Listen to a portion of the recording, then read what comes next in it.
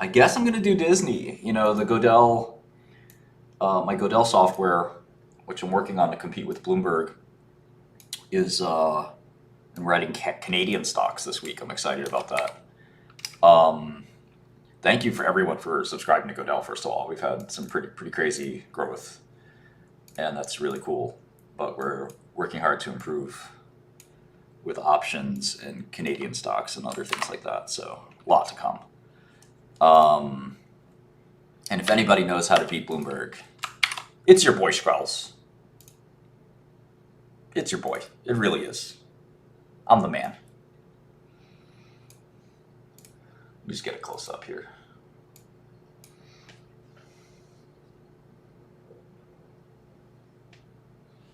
Anyway, enough narcissism.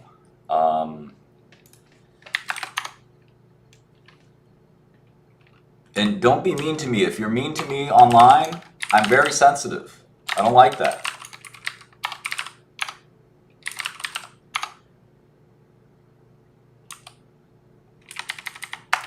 Very sensitive. You're gonna hurt my feelings, and I hate that. All right, I've never looked at Disney, so this will be fun. 85 bucks. It's actually pretty cool if you just type stocks in Godel, you like quickly just get their prices. Like, okay, where's Lilly? Okay, Lilly's up. How about Novo? Novo's down. Pfizer. You know what we gotta add? We gotta add the ticker in there because it doesn't make sense if the ticker isn't also there, right? Should I zoom in? So you see what I'm talking about? Oh wait, camera's in the wrong place. Yeah, so I could just type in stocks without having to, just get my answer in 2 seconds. Can't really do that on a lot of other platforms. No, I never smoke weed. I've never smoked weed. I used to drink a little bit, nothing too crazy. So anyway, that's kind of that. But Disney is 85 bucks. Again, I've never really looked at it myself. Just not a kind of a media guy.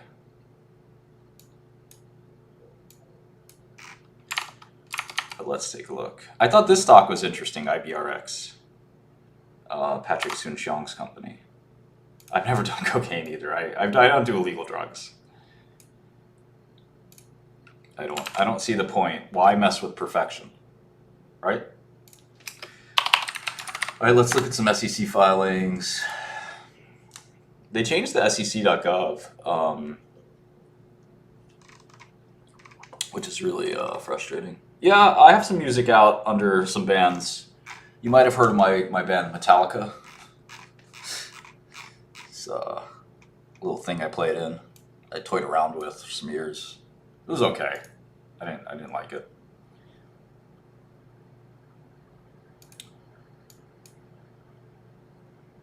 I take FDA approved drugs. I have asthma. I've gotten asthma over the years. It's pretty annoying. All right, so we're going to look at Disney. Each share of Disney is $85.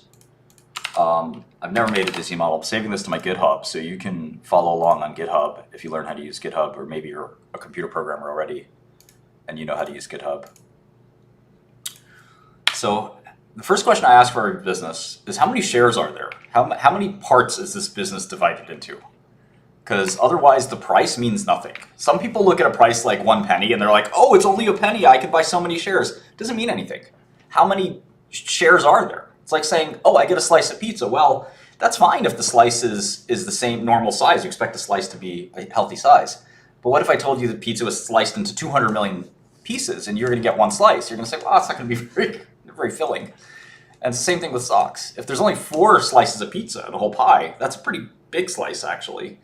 And if I say there's only 2 slices, well, you got a whole damn huge half the pizza. So it all depends on how many shares there are. And there's 1.8 billion shares. And I'm going to do this in millions. So it's 13 million, if that makes sense. It's the same thing as saying 1.8 billion, 13 million. So So I know these are in millions. So 1.8 billion shares, and if I multiply these two, I get a $155 billion company. Why? Well, if each share is $86, and there's around 2 billion shares, so 80 times 2 is 160, it's a $160 billion company, roughly. So just 1% of Disney, let's say you inherited it, would be worth $1.6 billion, which is cool. It's a lot of money. It's a big company. There are bigger companies. Microsoft's worth $3 trillion. So 200 billion or 150 billion isn't what it used to be. So now I'm going to look at the financial statements. And learning how to look at financial statements is pretty important. It's not the only thing you have to do, by the way. Some people get confused when they look at my lessons and they're like, oh, Mark, you teach financial statements. That's so basic. Well, you got to start somewhere. And a lot of people never get to look at financial statements in the first place. But I don't want to give anyone the illusion that the only thing you ever have to do is interpret financial statements. You also have to forecast financial statements and do due diligence in a variety of ways. It's not easy. In fact, it takes a lifetime of different skill. You learn things, you pick up things, you discard things, you forget things, you make mistakes. It's certainly not easy. Okay, so the first financial statement we're going to look at is called the income statement. That's where most of the action is, quite frankly. A lot of people only look at the income statement. That's probably a mistake, but regardless. So basically, Disney generated $23 billion of revenue. What does that mean? They sold $23 billion of products in Q2. Q2 is what, April through June. 90 days. So 90 days, they sold $23 billion of products. Wow. Kind of amazing, huh? And we're going to go into, well, what are those products? Right here, it just says services and products. Not that descriptive, right? I don't wish I was Roaring Kitty. I'm way, way bigger than Roaring Kitty. Stop it. I'm a professional. I'm not a, I don't need to, I mean, I watched that guy stream the last time he streamed just because I was curious. He acted like a complete crackhead. Could you imagine behaving like that? I'm a professional. Okay, anyway. I don't know who this guy thinks he is. Okay, we're gonna... So they don't have... This isn't too descriptive, right? Services and products. Pretty vague, right? So now I'm gonna add these two numbers here, and we're just gonna call that cost of goods. And that basically means what did it cost to make the product? And that includes people, which I didn't realize that until a few years into my financial career, which was about 20 years ago. But it's not just the materials costs of the products, but it's also the people costs. Because sometimes it costs, like in Disney's case, they have to pay actors. And actors are part of the cost of goods. The goods may be a film or a TV show. Okay, Disney is a pretty diverse company. It's the biggest media company in the world. Okay, so now they have something called selling, general, and administrative. Well, selling is like marketing costs.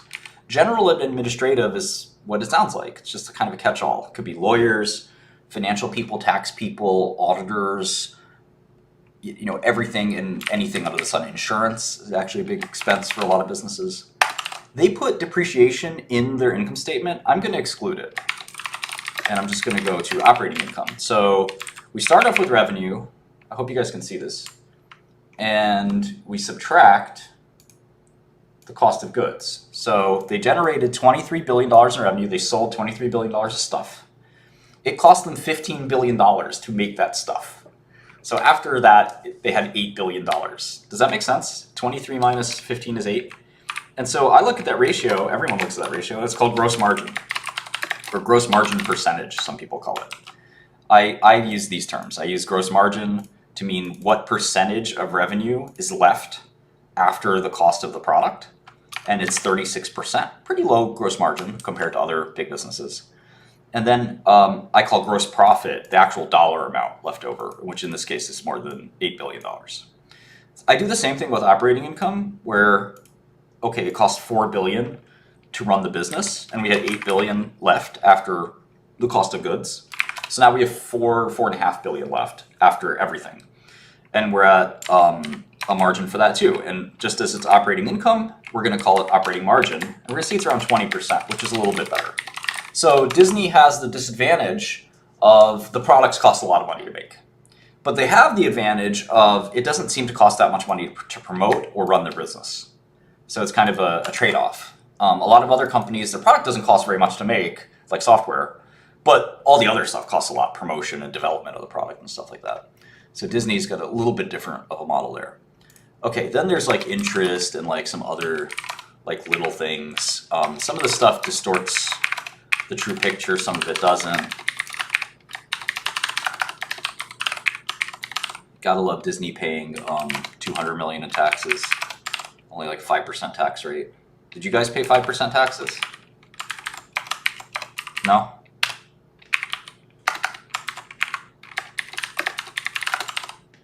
Okay, it's more like 10%, but regardless. All right, so after taxes, they generated $4 billion of net income. Now, does this mean they generated $4 billion of cash? Anybody know? Chat? Anybody know? Not necessarily. That's why we have the cash flow statement. This is called GAAP accounting. And GAAP accounting is complicated. And it doesn't necessarily always reflect reality. Usually does, not always. This statement's called the balance sheet. So the balance sheet is just an accounting of every, really what's called account balances. And that's sort of accounting jargon. What it really means is, what are all the assets and liabilities of the company? And in this case, they have cash of $5 billion. They have accounts receivable of $13 billion. Accounts receivable is cash you haven't received yet from your customer. Your customer owes you money, and you got to collect. So that's $13 billion. That's pretty close to cash. And the balance sheet is actually listed in order of cash, in order of liquidity. So accounts receivable is very likely to turn into cash. Inventories are a little different. Inventories are products that you're making or you've made. And so inventories are not necessarily going to turn into cash quickly. You're hoping you're going to sell them and turn them into cash, but you may not. All right, they have an asset called content advances. So I guess they've given advances to content creators, and they're expecting to get content back. So that's an asset. And they have other. And now there's more produced and licensed content costs. I kind of want to lump this with content advances. But so basically assets are, they have $32 billion of content. And, you know, it'll be interesting to see how they make this determination of how much it is. Netflix has the same problem where it's like not really clear what assets the company actually has and like how their business really works, but that's life. The most important, one of the most important things I'd say in the balance sheet is property, plant, and equipment. So you could also call content like intellectual property, arguably.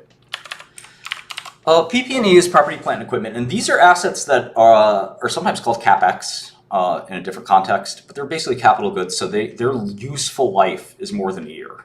So they have to be depreciated over their useful life. So an amusement park attraction could be a 10-year useful life or 20-year useful life. A building could be 50 years. A computer is like 3 years. So you have to depreciate the cost over time. You don't just take the cost out right away. And any plant or equipment works that way. Let's see. So it's actually 36041. Now we have goodwill, which is kind of an accounting thing, which is not that important. We have more goodwill than that. Disney sort of built itself up by acquisitions over time. Started off as an animation thing, obviously. I got one more line called other. Okay, so $98 billion of assets. Some of these assets are fake, so like goodwill is not really an asset. So we sometimes say the tangible book value is $112 billion without the goodwill. Something to keep in mind. Goodwill isn't really an asset. And if you're interested in goodwill and why it comes about in accounting, there's a very good reason why, but you probably want to take an accounting class or something like that. It basically is there to force the balance sheet to match. And again, you know, there's a lot of stuff there that maybe I can explain in another video. It's really not that important right now, though. All right, accounts payable. 20 billion. So this is money they owe vendors. So when you buy a bunch of stuff from a big company, they don't necessarily want cash on delivery.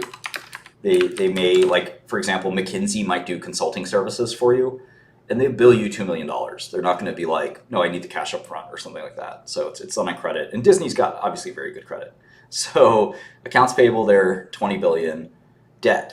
So Disney's borrowed money to buy companies, and they borrowed a lot. They have 48 billion in debt and 10 billion in cash. So I'm going to mark that down here.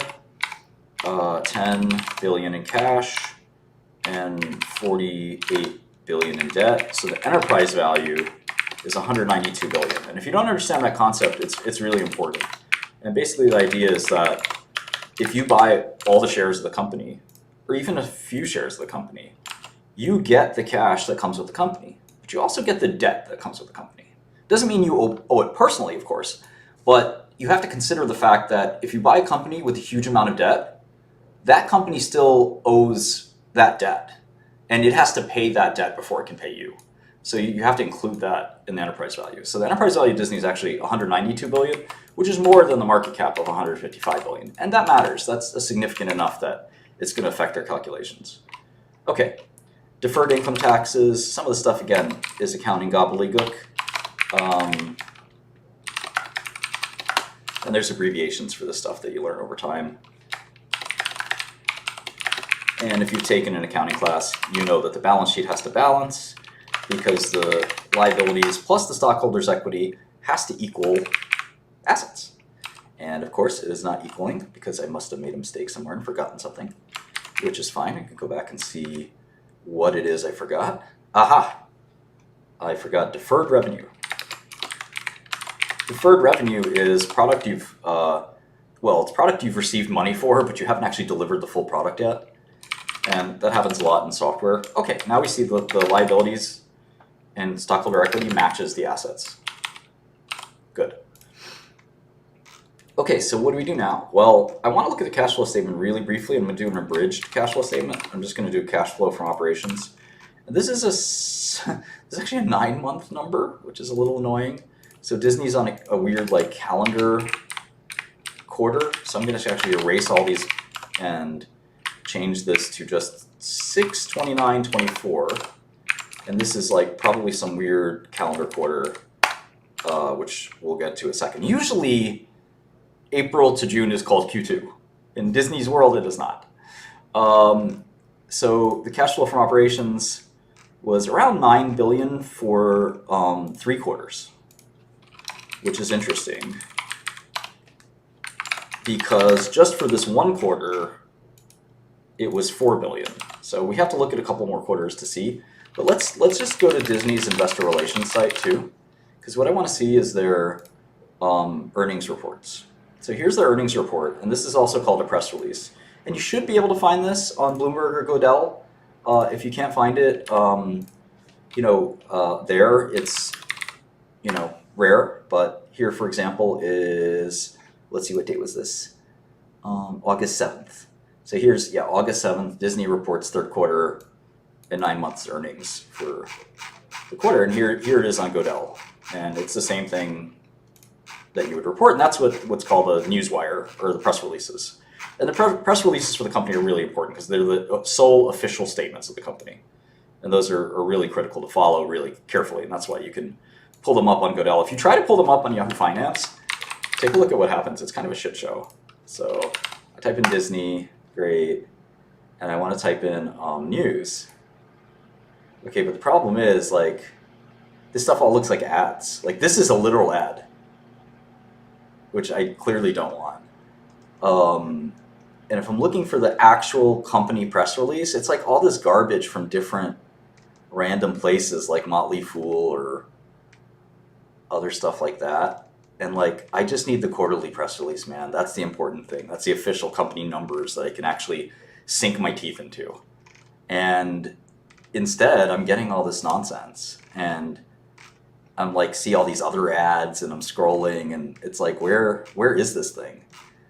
And in fact, I probably am going to be scrolling a lot before I see, okay, there's the actual conference call.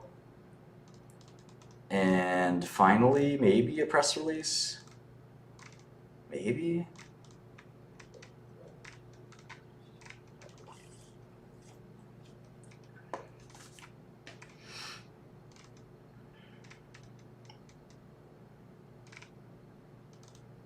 Okay, there. Raises? No, I don't think that's the company press release.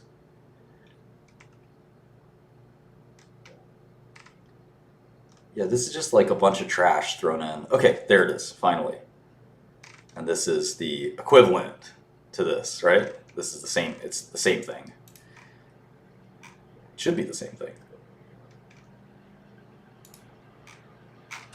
Oh, I scrolled down a little bit, that's why.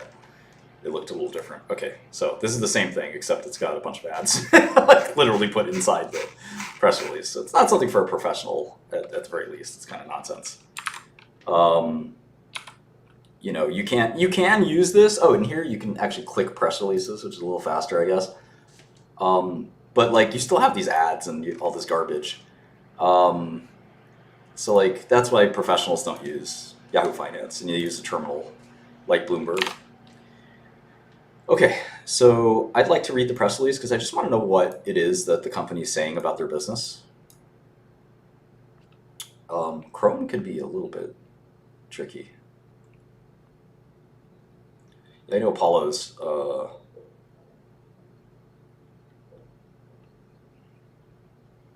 just waiting for this browser to refresh. Amazing. I know Apollo's kind of running Yahoo Finance now, and maybe they'll fix it, maybe they won't. So this is Q3 24, fiscal Q3 24. So normally Q3 is it's July, August, and September, but for Disney it's April, May, and June. Okay. Okay, so here it says,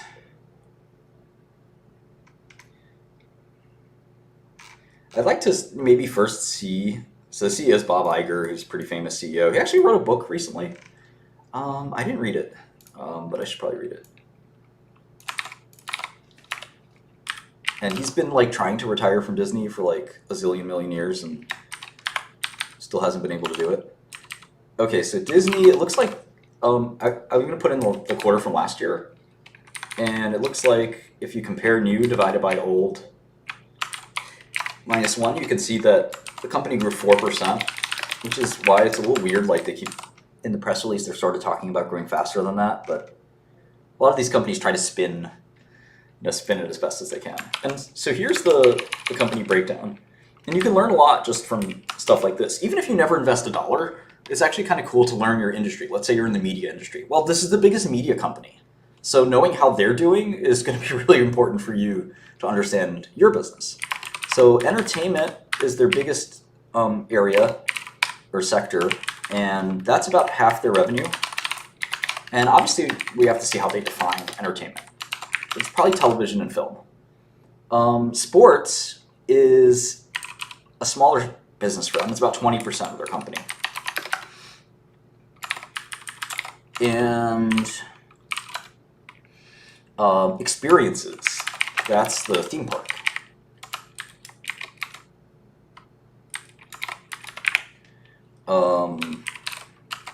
And so that's grown a little bit as well. Actually, each of their businesses grew, but really slowly.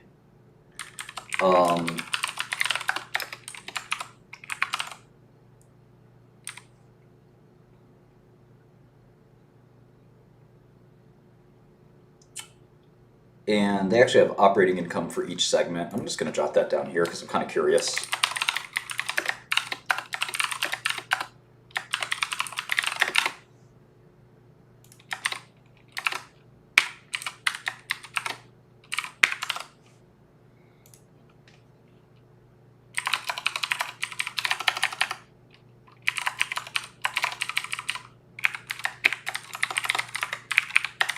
And I should be able to look at gross margin or operating margin for each division. So it looks like parks is the most profitable division. And I guess if you've ever been to Disneyland, you understand why. And film, like TV and film, is not very profitable. In fact, it looks like they're breaking even on that, and that probably could be due to Disney Plus. But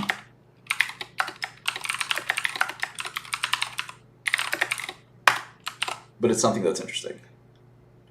I think quantitative investing is pretty cool. Or at least, I wouldn't say maybe cool, but it could be a great career for the right person. It's not great, let's say, for me, because like I know what I like, and I like the interesting, rich tapestry of business. And if you just like looking at lots of data, that's maybe a little more, your speed. Okay. So Disney Plus, I guess. So this is the breakdown of entertainment. Linear networks is ABC, stuff like that, I think. And linear networks is actually down, which makes sense. Television's kind of dead, right? Direct to consumer, I think that's a combination of film and streaming. But I could be wrong. And then content sales and licensing. And so this is what makes up entertainment. Very interesting. How do you decide if a company is overvalued or undervalued? It's really hard. That's the short answer. And it's a little bit of art, a little bit of science.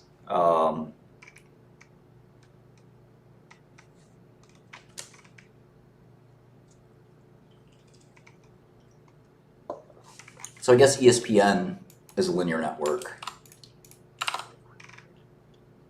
Okay, here's Disney Plus. And that is direct to consumer. So Disney Plus domestic, they had 54.8 million subs, up from 54. International, they actually had a small downtick.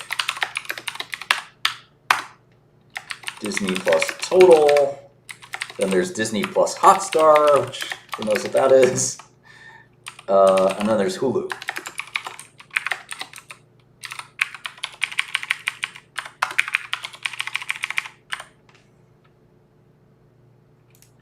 Okay.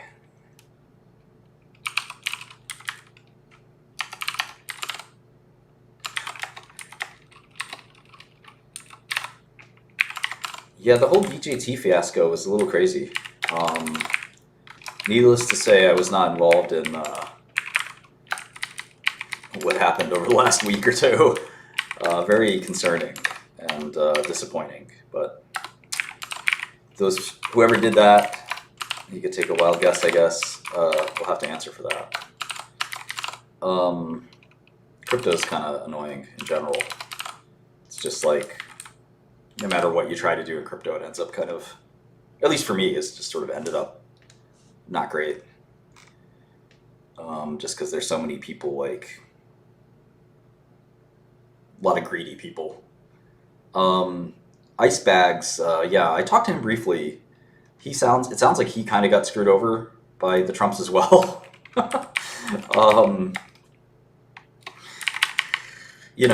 I've definitely lost a little faith in the Trumps as a result myself. So anyway, let's get back to this. So ESPN is most of sports, which makes sense. I try not to talk about who I've met or not met.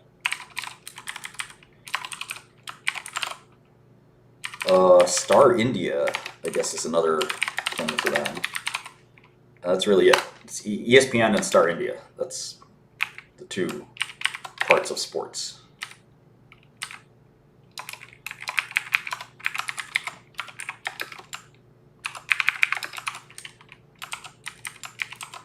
Okay. Experiences. Oh, they include consumer products in there, but it's mostly parks. Streaming was up 15%. So I guess the whole bet is on streaming.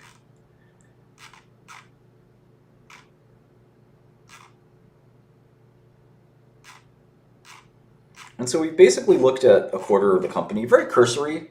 Like, we should read this with a fine-tooth comb, and we should listen to the conference call. If you haven't listened to investor conference calls, it's pretty critical that you do that. Here, for example, is the webcast. Good day, and welcome to the Walt Disney Company third quarter 2024 financial results conference call. Joining me this morning are Bob Iger, Disney's Chief Executive Officer, and Hugh Johnston, Senior Executive Vice President and Chief Financial Officer. As we start the Q&A session, we ask that you please try to limit yourself to one question in order to help us get to as many analysts as possible today. And with that, operator, we're ready for the first question. Yes, ma'am. And before the first question, just as a reminder, please press star then 1 to enter the question queue, and star then 2 will remove yourself from queue. Today's first question. I like companies that do the Q&A and no presentation, because the presentation is pretty boilerplate. Question comes from Jessica Reif Ehrlich with Bank of America. Please go ahead. Thank you. I'm going to try to squeeze into one on theme parks and one on NBA. So first on theme parks, there's really a lot of moving pieces here. Can you provide color on global park demand and where you expect this protracted weakness? Maybe include the benefit from cruise ships, since you have 3 ships coming on over the, I guess, 18 months or so. And with the stated fiscal Q4 mid-single digit. It's kind of interesting when big companies like Disney talk about the economy. It's almost as important as the official government economic numbers. Because if Disney is telling you there's a slowdown in business, it's like a pretty good barometer, right, for the rest of the world or the rest of the economy. So if a huge company like that is saying, well, we're seeing a lot of slowdown, there's a lot of issues, we're concerned about the global economy. This is bizarre. They have a different kind of press release in there.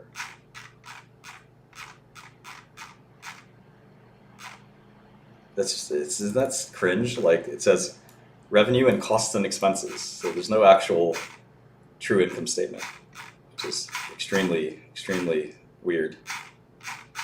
So I guess I can just go to the SEC filing.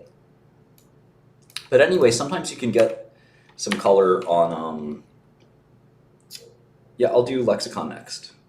You can get some color on the global economy by just kind of listening to the major companies, Disney, Intel. You get this sense for okay, are we in a recession or not? Because if Disney's growing 4%, economy can't be that great. Now maybe that's just a Disney problem, but then you look at another company and you see the same thing, and they'll have this very muted attitude where they're yeah, things are all right. They're not like they were 2 years ago or 3 years ago. Things are really good. And you can kind of get a sense for things like that. So just something to kind of keep in mind. And there are actually a bunch of surveys that do that job as well. It's Michigan survey, there's all these.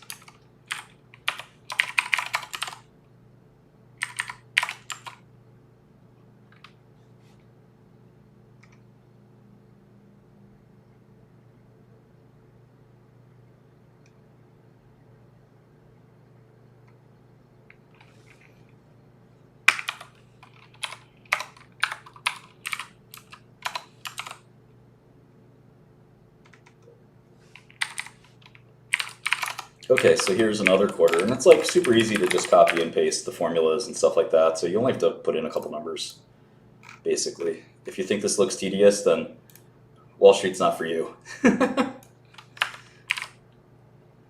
Investing's not for you. Investing is tedious. It's you know what investing's like? It's like going to a garage sale, which I don't do or ever have done really. But it's if you were going to a garage sale and you're picking out the best bargain of the entire garage sale. And you're just sitting there looking over every single stupid trinket at the garage sale. And you're maybe this is cheap. And then you finally find some awesome thing. And you're wow, I got a great bargain. That's basically what it's like. And this is a systematic process. I've basically taught, I can't take all the credit for it, but I think a lot of Wall Street has actually systematically used my approach, which is really flattering. And it's an approach of cataloging all of those items at the garage sale. Telling you what to invest in is probably not a good idea, because one of the problems with that is that every investor is wrong a lot, even Warren Buffett. And Buffett's a little more right because he makes such few investments. And one of the biggest things about investing is how much do you invest? And if you, and what parameters will you use if that investment goes against you, or, things like that. And a lot of people want one stock. That's been my experience talking to all of y'all for years, is people want one stock. And the problem is, I could give you one stock, but that stock might be a dog, and then you're gonna blame me. And it's hard to pick one stock and say, okay, I'm gonna live and die by this one stock, because you're not gonna buy one stock, or I'm not gonna buy one stock. I'm gonna buy 10 stocks, or 20 stocks, or 50 stocks, or 100 stocks. And you might want one stock to go all in on. And the problem is, it's really not gonna work that way. Sorry, I'm just...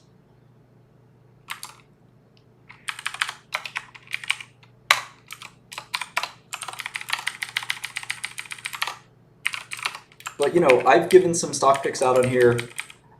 Some have done well, some haven't. One of my favorites is a company called Intilia, NTLA. And it's kind of been a dog. It's been a dog for a while. And I'm okay with that. But if you went all in on it, you might not be okay with that. And then I also gave this stock called Liquidia, and that was a huge home run. So I've only given those two stocks explicitly, have written about them. And Liquidia was my first stock out of actually prison. So it was May of 2022. And it was around $5, if I recall correctly. And this was around the time I recommended it. Maybe, I don't know, around here, something like that. And it went to, went from 4 or 5 to 12 and a half. But I've also been bullish on Intilia forever and ever, and it's kind of just been a dog. I maybe started being bullish on this in 2023. It's around $35, and it's around $20 now. And a lot of biotech has just been in the shitter. And I think one day Intilia will be bought out, and maybe it'll go to 50 or 100 or whatever. Maybe it'll go to 25. Maybe it'll go to 10 and they get bought out for 20. Stuff's hard. If it was easy, we'd all just be printing money, right? Somebody asked, why do you manually copy the numbers? Feels weird. Well, here's the thing. I've been doing this for 25 years, and I've taught many billions of dollars of assets and management how to do this. You have been doing this for 5 minutes, and you should go find another stream to watch.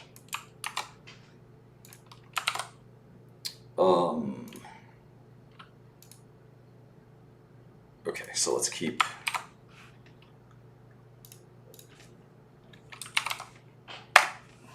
looking at this stuff. So I don't think I'm ever going to look at media stocks too carefully. I have a lot of other stocks to look at, like software and stuff like that. But I do want to look at even just a little bit of the general, okay, is Disney a company that could be worth investing or looking at more closely maybe? So give me a second to sort of prepare for that. I don't know, I kind of liked Intel after we looked at it previously. I think it might take a little while to turn around, but I kind of like it, Intel. I think I'm pretty backed up on requests, honestly. You just gotta have to catch it pretty fast. I'm not Jim Cramer, I do have to look at the details really carefully. So it usually takes me a couple hours at the bare minimum till I get an opinion going. I'm sorry about that. I just can't. I can't lie to the people, all right? I never lie. One thing you'll learn about me, I'm too honest sometimes.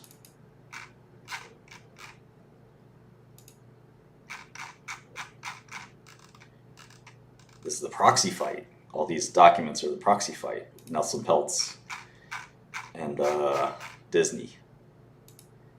Okay, here's the 10K. Now, the 10K is the full annual report. And I recommend reading these first over the 10Q. And basically, Warren Buffett's day-to-day is just reading 10Ks all day. And that's kind of a cool, that was his life for a long time. So I'm just going to skip to the financial statements, to be honest, because that's what I'm looking for explicitly. But if I had all the time in the world, I'd just print this out, 200 pages, sit there and read it. And I think you'd get... Oh, all these Excel files are on my GitHub, so you can download them. You don't need a GitHub account. Just go to github.com/Martin Shkreli /models. And you can just download these really easily. You can see when I last used them. You can see all kinds of stuff. And there's all kinds of other goodies in there if you look. There's some secret sauce. There's some hedge fund stuff. There's some website stuff. There's definitely some little prizes there for you if you look hard enough. All right, let's look at Disney a little bit closer. I want to look at the annuals. The fourth quarter ends, I'm guessing 9/30. Brokers, I can't really recommend you any specific broker. I guess I like Interactive Brokers. Interactive Brokers, pretty good. I think they're all the same, though, to be honest. But Interactive is really good because they let you do a lot of international and stuff like that. IBKR is Interactive Brokers for anybody who doesn't know. What happens if Interactive Brokers fails? Well, it's sometimes good to have two brokerage accounts if that's a worry for you. And I would encourage you to look at the balance sheet of Interactive Brokers to make sure they don't fail. If it looks riskier than a normal bank, take your money elsewhere.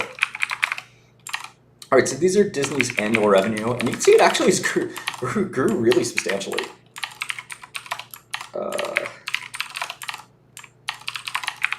And I'd be curious what Nelson Peltz's problem is with Disney.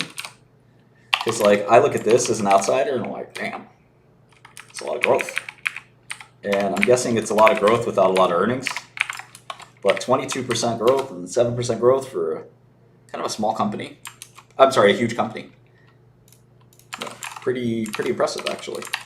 Not easy to grow. Like, media is a very mature business. Like, it's kind of hard to grow in media. You know, what is there new in media? And they missed the whole, like, streamer, Mr. Beast type of thing because they couldn't really get involved in that. They couldn't create like that. They should have somehow, like, helped creators really take advantage of YouTube and TikTok, but they probably viewed them as competitors, and they just kind of, like, were stupid about the whole thing. So, like, the one part of media that's been growing, streaming, is something Disney completely missed. So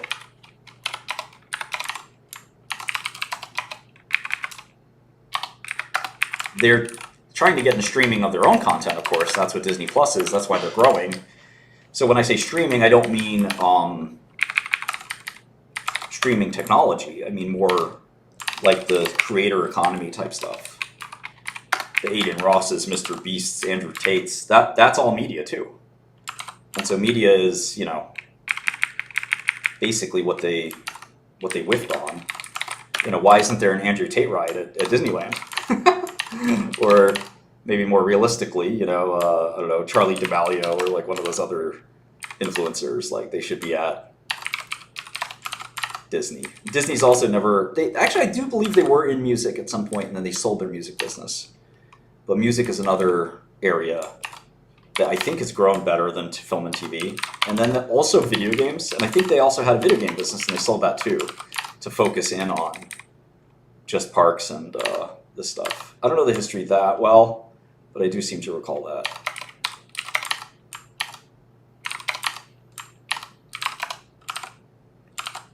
But hey, earnings look like they've been growing too. So what's Peltz's problem? I think the stock has been a dog, but I don't know why.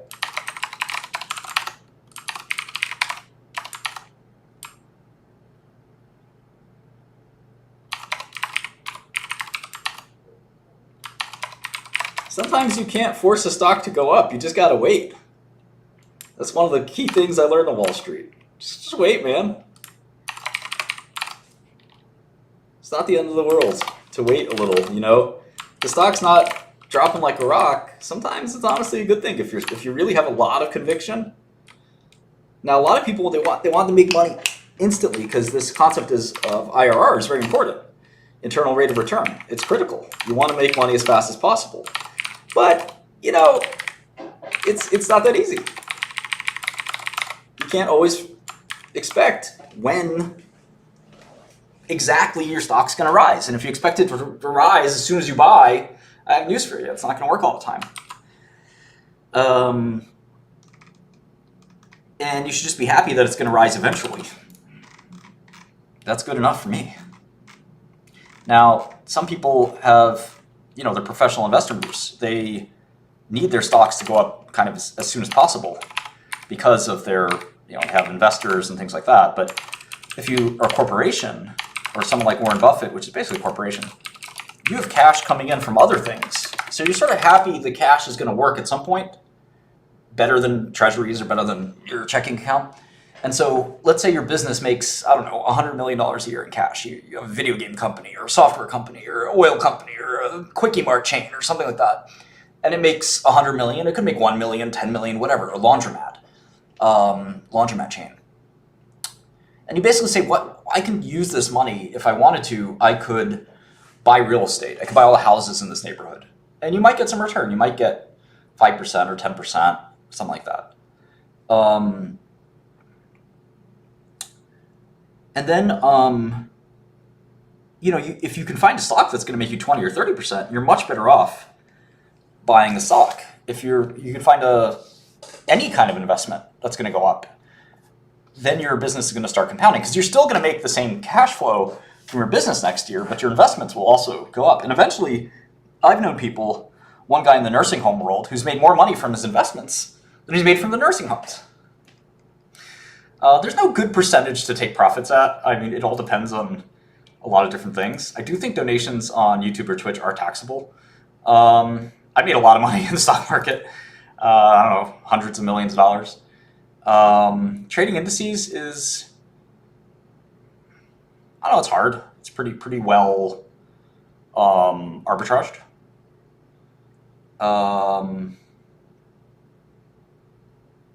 Okay, let's get back to work. So cash flow for Disney has also gone up a lot. And if you notice, like, so they made $6 billion in cash flow, tips, donations, sales, I mean, they're all the same thing. But I'm going to look at CapEx too, because CapEx is pretty important. And their CapEx is huge. Huge.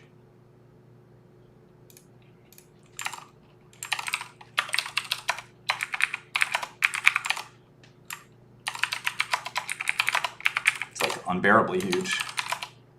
Now I see what Nelson's mad about. All right, so free cash flow, which is cash flow minus CapEx, it was 2 billion, then 1 billion, then 5 billion. 215. It's that simple. And the company's worth 190.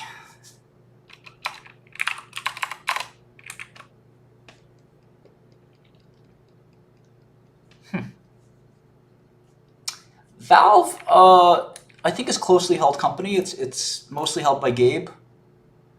Isn't that the guy? And so I think he doesn't need it or want it to go public, if that makes sense.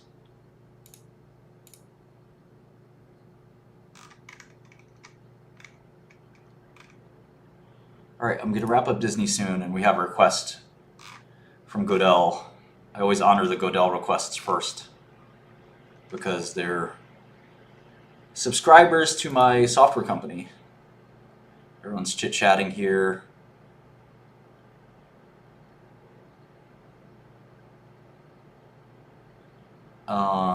I don't know Kamiko. I guess we were buying the dip on Chipotle earlier. CEO left. 14% drop in the stock. That was a good buy. So thank you, dude. A27. I actually know who that is. He's a top trader, but he's not using his name because he wants to be anonymous. But he's a top investor, and this was actually a really good call he made. Looks like last night or yesterday during the day, he said buy Chipotle just because the CEO left doesn't mean it should be down that much, and he almost doubled his money on some call options. So good for him. And I happen to know that guy, and he's very, very good.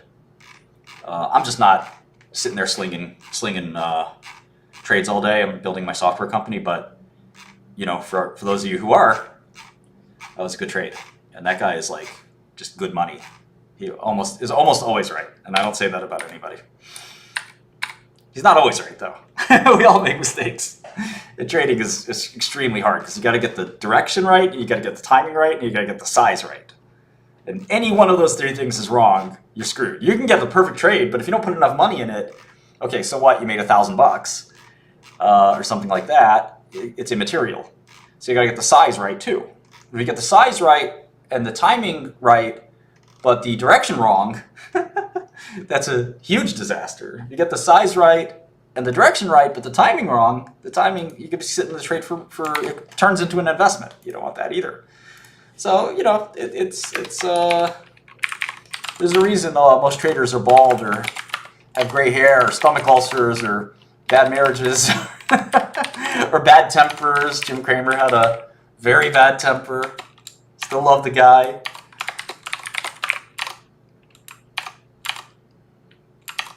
Okay, I think I got these a little bit backwards. It's fine. I'm going to shift them one space.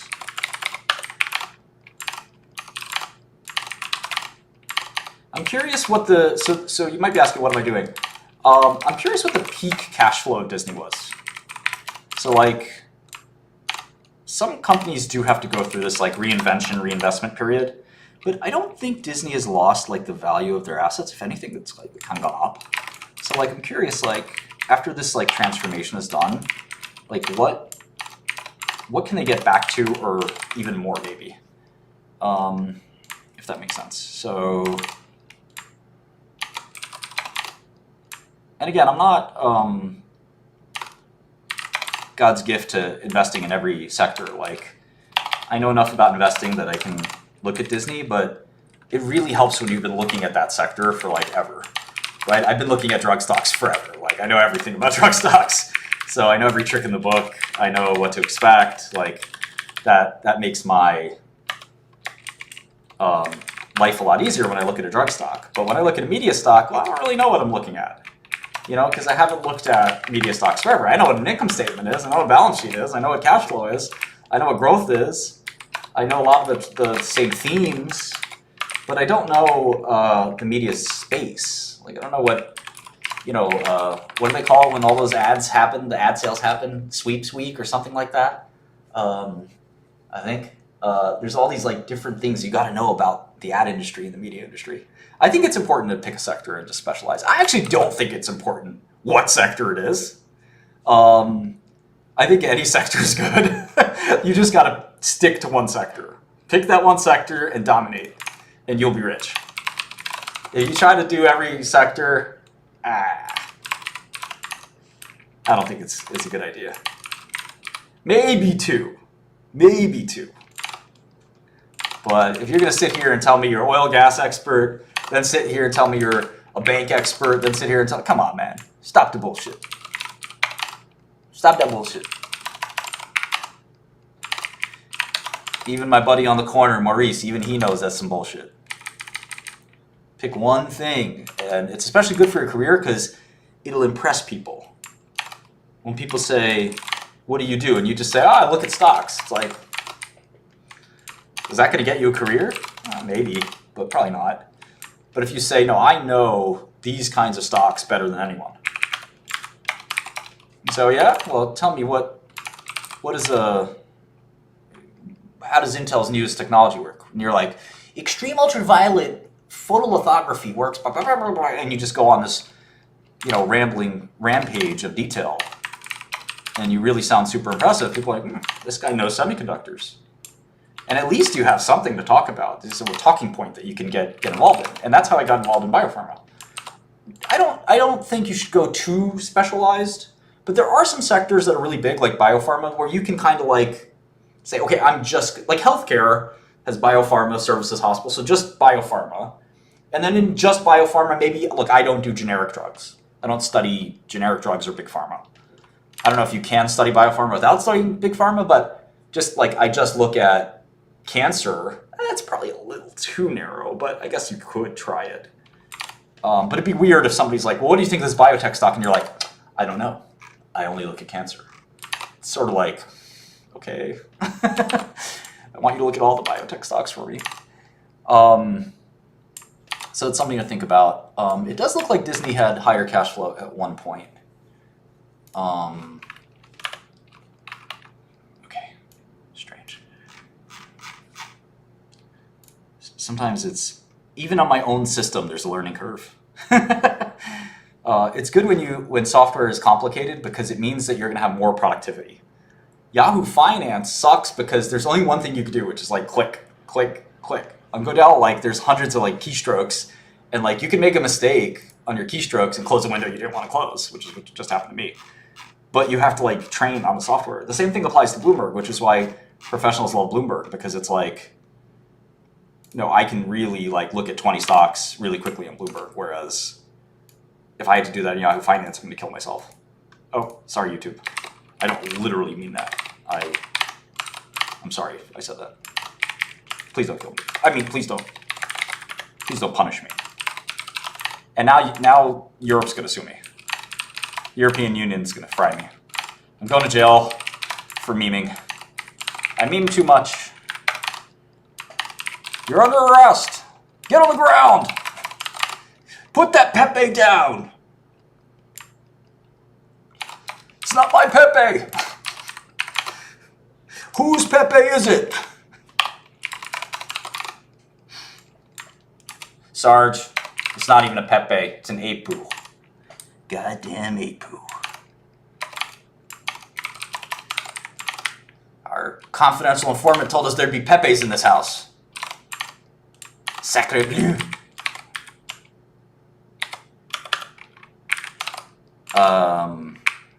Yeah, the whole European censorship thing is a little crazy.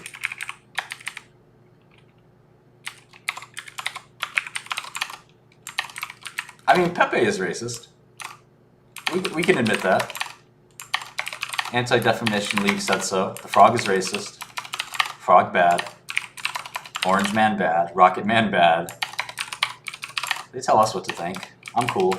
I just listen.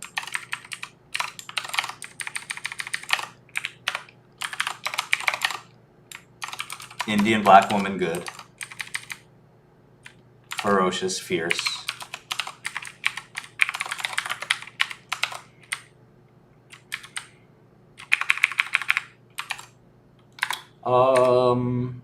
Meta's like the best company ever. I don't know if it's the best stock ever anymore, but it's the best company.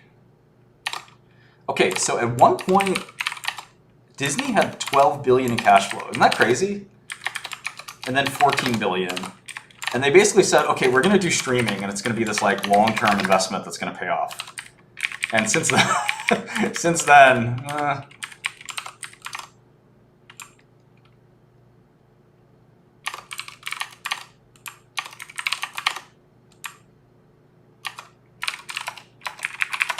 okay, so at some point they were making around 10 billion in free cash flow. So what's the upside here? So let's say they get back to that. This is short, man. Fuck that. Disney's a short. So maybe they get back to 10 billion in free cash flow. And you're paying 20 times enterprise value for a fucking dead media company. Look, they got great brands and everything. Star Wars, ESPN, whatever. But I think they're out of touch. They may be out of touch. Some of the stuff is like, can some of you mods do your jobs, please? I don't know, a lot of these assets aren't that excited by Bob Iger value. Yeah, I don't know. My cursory look at Disney is this is a decent short. I'm not sure they'll ever get back to that. The place where they were.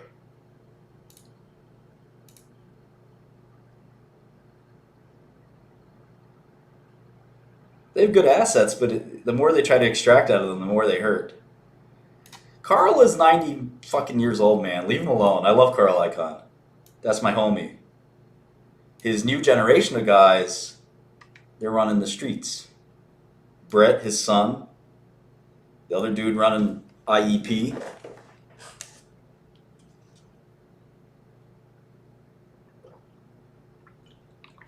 Oh, there's a cool feature on Godel. It's time and sales for the whole stock market. It's kind of neat.